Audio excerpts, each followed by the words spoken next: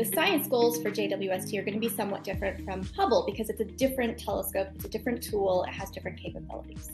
And so one of the things that you can do with that is you can study planets that are forming around other stars. You can study the planets in our own solar system in different wavelengths than we would generally be able to study them.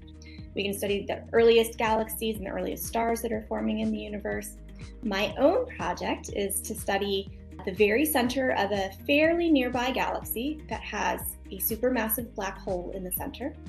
And that black hole is currently eating lots of material. And so what we want to know about this black hole is how much material is inside of it, how massive is it? One of the things we learned from the Hubble Space Telescope that was a huge surprise, we did not expect it, is that galaxies, basically every galaxy has a black hole in the center. And the bigger the galaxy, the bigger the black hole in the center as well. So they seem to grow together somehow over time.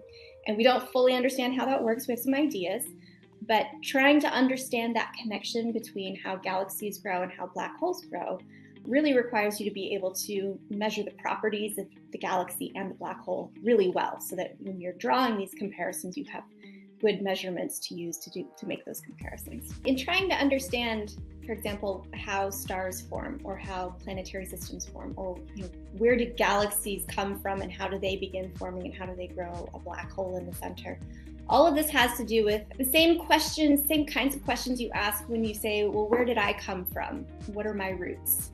How did I come to be in this place at this time?